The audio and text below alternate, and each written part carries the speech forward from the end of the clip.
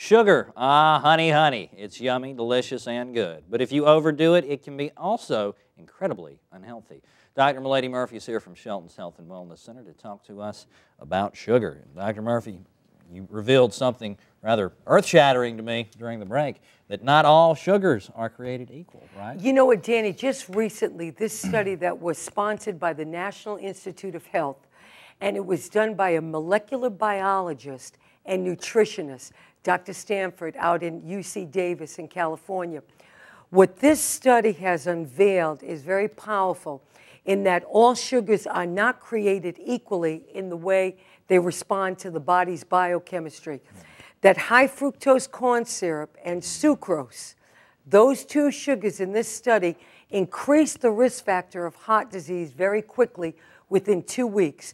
What that study unveiled was it increased not only LDL, the bad cholesterol, and triglycerides, which are risk factors for heart disease, but it also increased the risk of LDL, the small particle type of LDL that creates plaque in the arteries. All right, so, and we've talked about this many times in the past, the high fructose corn syrup, bad stuff. You want to avoid it. Now, where are the foods and drinks and such that we find the high fructose corn syrup? Well, because it's a processed type of sugar. It's unfortunately almost in everything. You have to read the label. Now, there's good news here, too, in this study. All sugars are not created equally. So the other types of glucose and dextrose did not have the same effect on the body's biochemistry in a negative way as the high fructose corn syrup and the sucrose did. Now, where do we find those sugars at? Well, you know, first of all, people use honey, for example. Right. That processes in the body very quickly and cleanly. Okay. Here's the key with the other type of sugars that we mentioned. If we consume more than our body can handle, and the American Heart Association says specifically, keep it at 5%, all sugars. That way you keep everything in check. When we consume even the good sugars, so to speak, beyond moderation or beyond what our body can handle, you're starting to see the adverse effects, even if it's not high fructose corn syrup and sucrose. So sugar in moderation. Now, some of the studies that have been conducted say, and they take it another step further in breaking down to help people understand, that men should not exceed 150 calories of sugar, right, and that women should not exceed 100. So if we can stay around that, then we don't need to be worried so much about the consumption of the other sugars.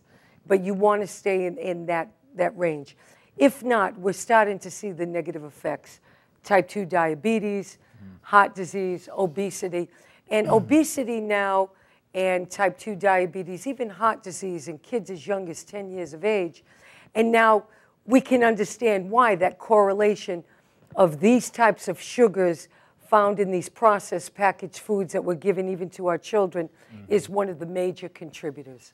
All right, so your high fructose corn syrup, that's going to be in things like sodas. Very good. Soft drinks. Yes.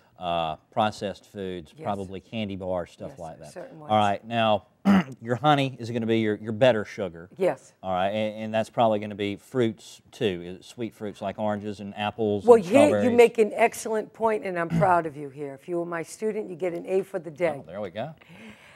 Fruits and vegetables also break down into sugar, but the fiber and the antioxidants negate what it does to the body as a form of sugar. It has more of a positive biochemical response to the body than something like high fructose corn syrup, even your other types of sugars.